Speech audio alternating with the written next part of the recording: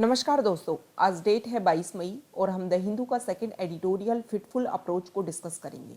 इस आर्टिकल में व्हाट्सएप की जो प्राइवेसी पॉलिसी है उसको लेकर के बताया गया है कि इंडिया में लेकर के क्या स्ट्रगल चल रहा है। 2021 के स्टार्ट में ही व्हाट्सएप अपनी प्राइवेसी पॉलिसी को लॉन्च करने वाला था, लेकिन बहुत ज़्यादा स्ट्रगल हुआ, बहुत ज़्यादा परेशानी हुई व्हाट्सएप को। तब उन्होंने 15 मई डेडलाइन दी थी। हालांकि अच्छे तरीके से तो अभी भी लागू नहीं किया गया है इसको। इसके लिए हमारी जो सेंट्रल गवर्नमेंट है उन्होंने एक ऑर्डर जारी किया है, नोटिफिकेशन दिया है किसको, व्हाट्सएप को, कि वो 7 दिन के अंदर अपना विजन क्लियर करे, नहीं तो उनके ऊपर स्ट्रिक्ट कार्रवाई होगी।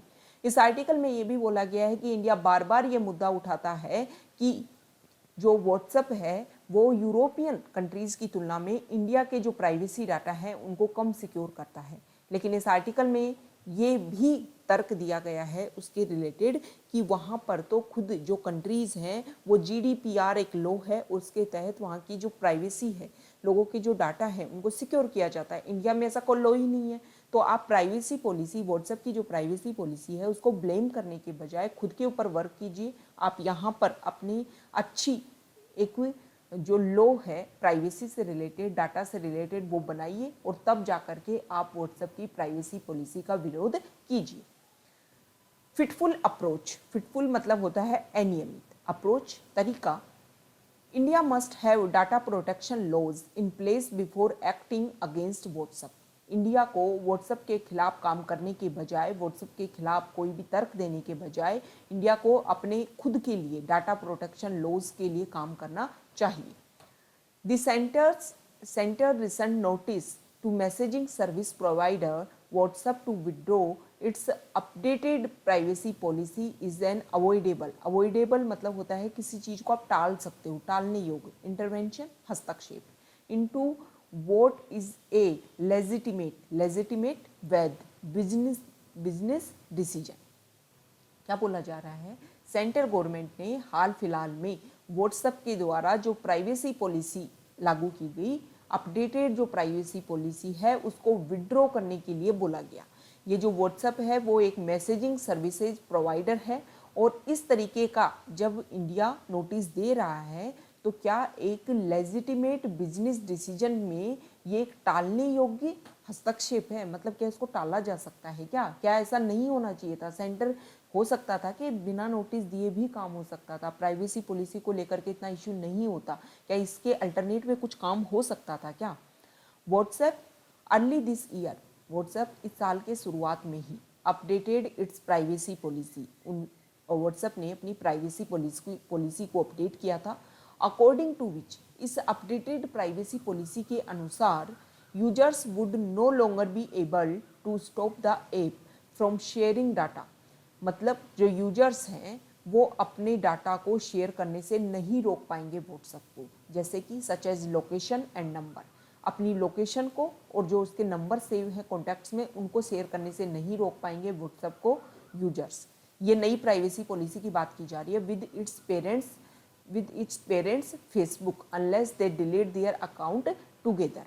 जब तक कि यूजर फेसबुक के ऊपर और व्हाट्सएप के ऊपर दोनों पर अपना अकाउंट एक साथ डिलीट ना कर दे, तब तक जो यूजर है वो अपनी पेरेंट कंपनी, मतलब व्हाट्सएप अलग से ऐप बनाया गया था, बाद में फेसबुक ने इसको खरीद लिया, तो एक पेरेंट कंपनी मतलब पेरेंट का रोल निभा रही है फेसबुक व्हाट्सएप के लिए।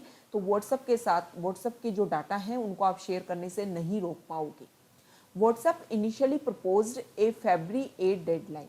व्हाट्सएप ने शुरुआती में, प्रारंभ में 8 फरवरी एक डेडलाइन निश्चित की थी, बट एन इंटेंस बैकलैश, लेकिन एक बहुत ही गहन जो विरोध हुआ अगेंस्ट द डिसीजन, इस प्राइवेसी पॉलिसी का जो निर्णय था इसके खिलाफ बहुत भयंकर विरोध हुआ।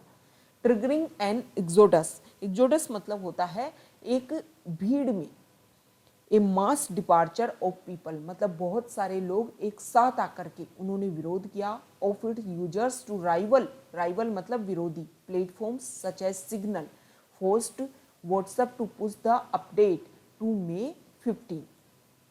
क्या बोला गया कि देखो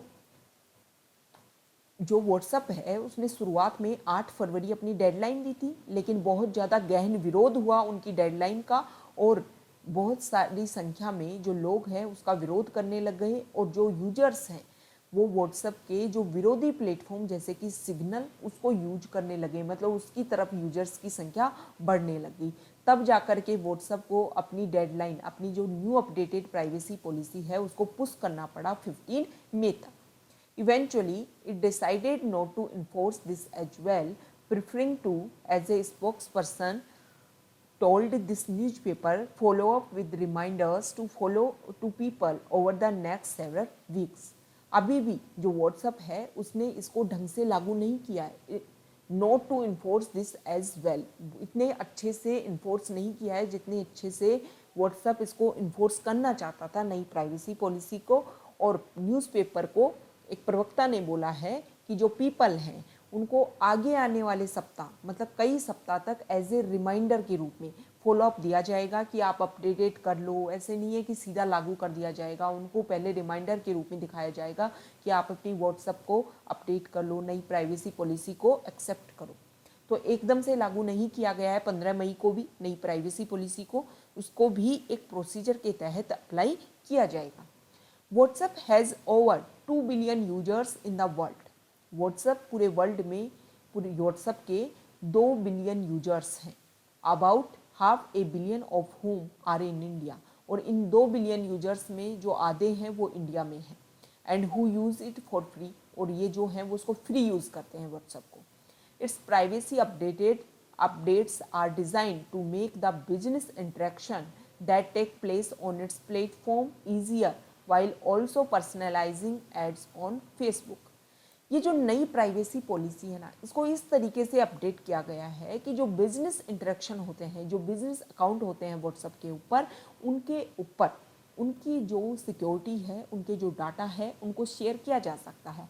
और स्पेशली जो फेसबुक पर पर्सनलाइजिंग जो एड्स हैं उनके तहत इस प्लेटफॉर्म का यूज़ किया जाएगा, मतलब यहाँ से जो डाटा आएंगे उनको यूज़ किया जाएगा फेसबुक के द्वारा, और जो लोग बिजनेस अकाउंट मैनेज करते हैं उनको उसी तरीके की, उसी से रिलेटेड एड्स दिखाई जाएंगी। That is how it will have to make it money, और इस तरीके से व्हाट्सएप अपना पैसा बनाएगा। In its affidavit in the Delhi high court, Delhi high court में जो एफिडेविट डाला व्हाट्सएप ने, उसमें ये बोला WhatsApp has reportedly said that it is not forcing users to accept the updated privacy policy। WhatsApp ने अपनी एफिडेविट में एक बात बोली कि हम कोई फोर्स नहीं कर रहे हैं किसको, जो यूजर्स हैं उनको, कि आप प्राइवेसी पॉलिसी को अपडेट करो, जो अपडेटेड प्राइवेसी पॉलिसी है उसको एक्सेप्ट करो, उसको स्वीकार करो। ऐसा कोई हम बल नहीं कर रहे हैं, कोई फोर्स नहीं लगा रहे हैं यूजर्स के ऊपर। They have an option, users एक ऑप्शन रखते हैं टू डिलीट दियर अकाउंट्स, कि वो अपने अकाउंट डिलीट कर दें।